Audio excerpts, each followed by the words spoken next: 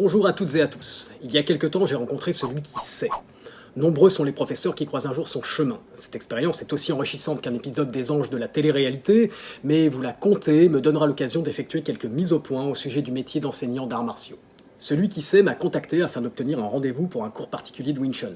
Au téléphone, celui qui sait restait très vague sur ses objectifs. Il ne s'était apparemment pas renseigné sur mon école, ni sur le type de Wing Chun que je pratiquais, ni non plus sur ma manière d'enseigner.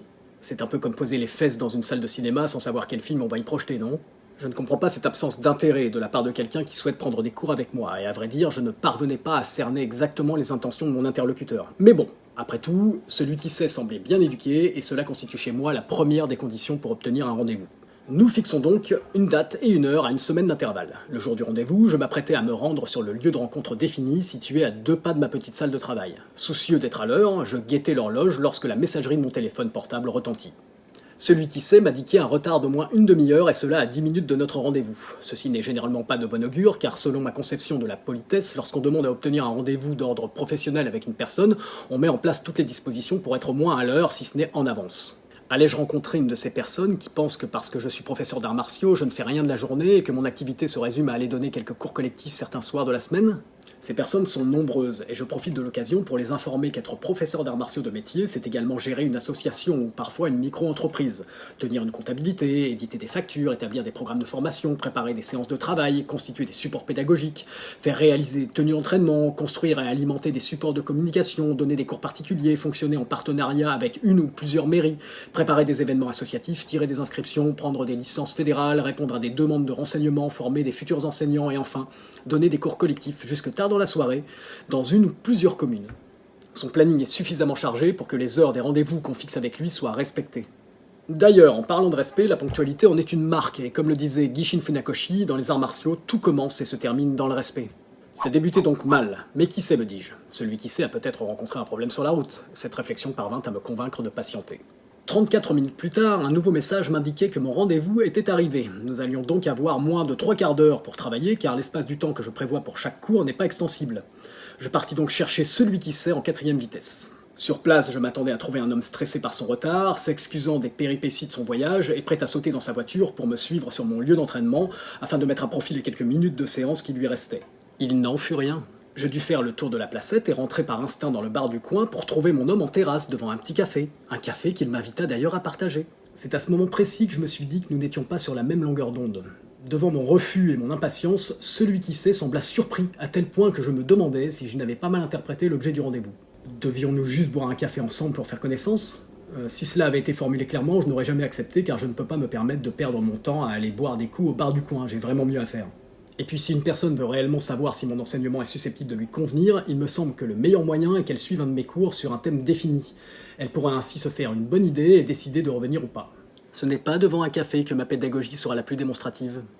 Mais j'oublie de dire qu'à ce stade de notre rencontre, je ne savais pas que celui qui sait était celui qui sait. Et c'est bien connu, celui qui sait peut transgresser toutes les règles de la politesse et du bon sens, car celui qui sait, sait. Finalement, le monsieur consentit à abandonner son café pour me suivre sur mon lieu de travail, et en arrivant, il me fit la plus maladroite des entrées en matière qu'il me fut donné d'entendre de toute ma carrière. Je vous préviens, je ne veux pas être une vache à lait, je ne suis pas non plus le genre à entrer dans une secte, et si votre Wing Chun est celui que j'ai vu sur le net exécuté par Andy Williams, tiens, celui qui sait s'était finalement renseigné, ça va pas le faire. Donc, en une phrase, celui qui sait venait d'exprimer clairement le fait qu'il n'excluait pas la possibilité que je sois un escroc doublé d'un gourou et qu'il ne voulait pas pratiquer le Wing Chun de celui qui fut mon formateur. Mais alors, qu'est-ce qu'il venait foutre ici ? J'ai décidé de prendre la chose comme un exercice de maîtrise de moi-même, je pris le temps d'expliquer que je ne pouvais pas enseigner autre chose que ce que j'avais appris, et que si j'avais choisi d'étudier le style de Randy Williams, c'est avant tout parce que j'avais une grande admiration pour le système d'apprentissage qu'il avait créé. Celui qui sait entreprit alors un déballage de ses qualifications. Il m'apprit que cela faisait 3 ans qu'il travaillait sur le système de Samuel Kwok, avec un professeur de grâce, et je cite, qu'il s'entraînait tous les jours, que ses mains allaient très vite, qu'il avait des mains en or, qu'il battait des gars expérimentés en Chisao, que pour lui c'était un jeu de pratiquer le Wing Chun, que son professeur l'avait encouragé à aller étudier partout, qu'il savait faire des squats sur une jambe, qu'il était naturellement agile comme un singe, et qu'il avait sûrement déjà beaucoup pratiqué les arts martiaux dans une autre vie. Sa formation ancestrale avait apparemment omis de lui transmettre la première vertu martiale, l'humilité. On ne lui avait d'ailleurs pas non plus raconté le conte taoïste qui mettait en scène un maître et un homme aspirant à devenir son élève. En quelques mots, l'histoire raconte que l'homme se vantait des savoirs qu'il détenait pendant que le maître lui versait le thé, et ce jusqu'à ce que la tasse soit pleine et que le thé déborde. Lorsque l'homme s'en étonna, le maître lui répondit que sa tête était comme la tasse, c'est-à-dire pleine, et que s'il souhaitait apprendre à ses côtés, il lui faudrait d'abord la vider. Désapprendre pour réapprendre. Ce conte est un classique des enseignements martiaux, mais celui qui sait n'était pas là pour apprendre. Il cherchait plutôt à m'évaluer et souhaitait à me faire une démonstration de ses compétences, car celui qui sait a besoin de se prouver qu'il sait. J'eus donc droit à un cours de la part de celui qui sait. Je pris la peine de m'intéresser au style de son professeur et servis de cobaye pour ses démonstrations. J'eus aussi le privilège de recevoir quelques commentaires sur mon mannequin de bois que celui qui sait n'hésita pas à manipuler sans mon autorisation. Cherchant à revenir sur l'objectif du rendez-vous, je questionnais celui qui sait sur ce que je pouvais faire pour lui, car manifestement il savait tout du Wing Chun de son professeur et ne voulait pas apprendre le mien. J'ai tenté de l'orienter vers une étude des principes théoriques de base du système de Randy Williams, qui pouvait à mon sens compléter tout autre système, mais cela n'intéressait pas celui qui sait. D'ailleurs, comme il le dit lui-même, les notions de théorie et de terminologie, il s'en foutait. Je fis remarquer qu'avec ce type de comportement, le système ne pourrait pas longtemps survivre. Mais celui qui sait ne se sentit pas concerné et m'affirma le contraire en désignant quelques maîtres qui assuraient la transmission. De toute façon, celui qui sait tout, et vous pouvez dire ce que vous voulez, il n'est pas là pour vous écouter, mais pour s'écouter lui-même. Il était temps de conclure. Fatigué par le personnage, j'en vins à admettre que je n'avais rien à lui enseigner, à part peut-être autre chose que le Wing Chun. Je fis alors allusion au Chang Chuan, mais comme celui qui sait n'était pas réellement là pour apprendre, mon offre fut vite déclinée sous la forme d'un « je vous rappellerai ».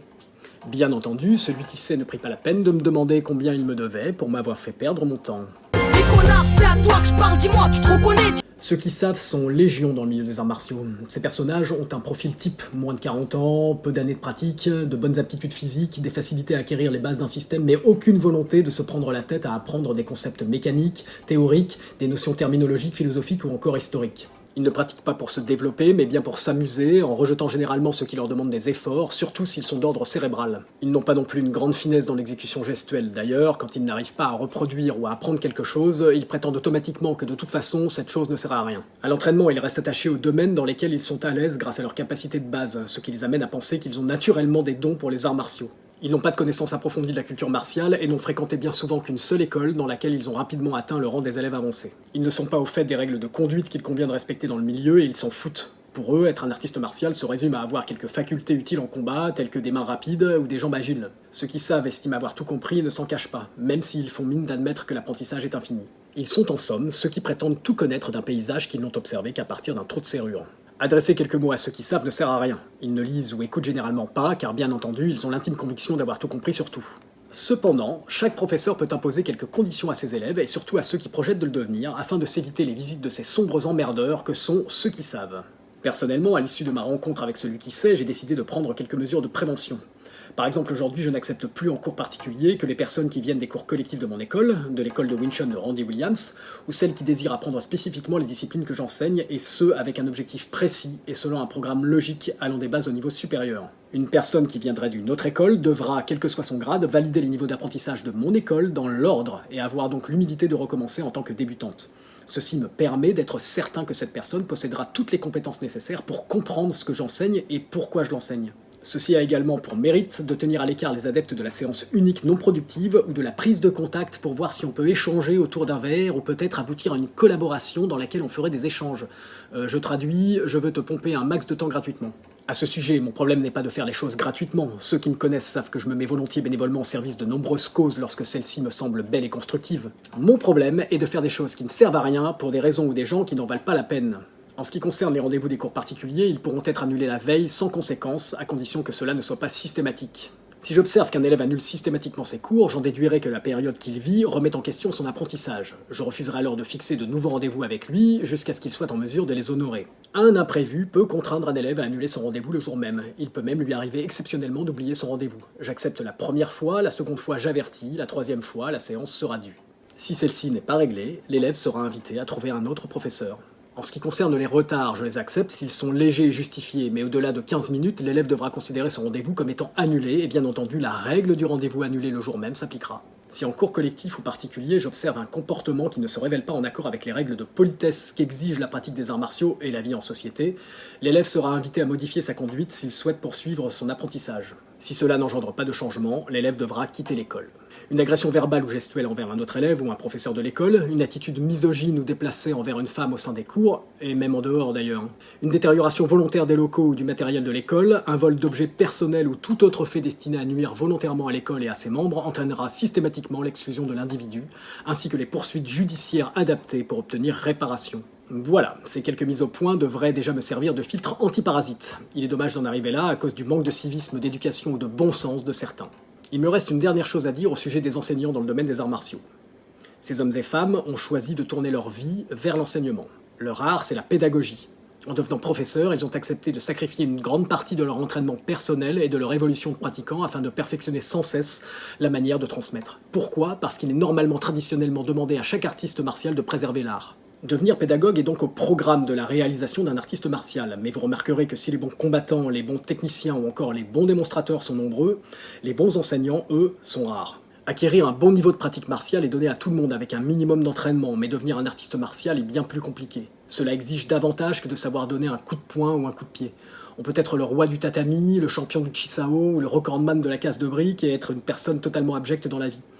On peut également être le maître du squat sur une jambe ou des pompes sur un doigt, avoir des dizaines de médailles d'or, des centaines de diplômes de stage et finalement n'avoir aucune compétence pour enseigner. Être un champion n'a jamais fait d'une personne un artiste martial. Il faut à mon sens une sacrée dose de qualité humaine en plus pour le devenir et comprendre que préserver l'art est bien plus important que de préserver l'ego. Alors, mes chers collègues professeurs d'arts martiaux, si malgré vos démarches sélectives vous rencontrez un jour celui qui sait, laissez-le parler. Retenez votre envie de lui prouver quoi que ce soit, vous n'avez rien à prouver, vous êtes professeur. Des gens vous suivent, vous font confiance et s'épanouissent dans l'art à vos côtés tous les jours. Ce que vous faites est constructif. Celui qui sait n'a rien de tout ça, c'est pourquoi il cherche à se prouver que vous n'avez rien à lui enseigner. Une fois qu'il aura déballé sa science, demandez-lui juste une chose. Puisque tu es si fort, pourquoi n'es-tu pas professeur ? Une fois son lot d'arguments avancés, celui qui sait vous laissera tranquille, pensant avoir obtenu ce qu'il voulait, c'est-à-dire votre reconnaissance. Vous en serez débarrassé pour toujours. Lui, par contre, repartira avec au fond lui-même cette question qui aura libéré une prise de conscience très difficile à digérer, celle de se sentir réellement démuni de tout ce qu'il faut pour transmettre. Retenez que la nature de l'imbécile est de dénigrer et de vouloir détruire ce qu'il ne peut égaler. Détruire les autres est toujours plus facile que de se construire soi-même. Ceux qui savent, ceux qui cherchent à prouver quelque chose, cherchent en fait une raison pour s'aimer face à leur triste réalité. Ils sont vides de richesse intérieure. Un jour viendra où ils seront assez matures pour comprendre pourquoi l'humilité est la première des vertus martiales. En attendant, ils retourneront à leur vie médiocre, pendant que vous continuerez à vivre de votre passion pour les arts martiaux. Merci d'avoir écouté jusqu'au bout ce petit coup de gueule, je vous dis à très bientôt.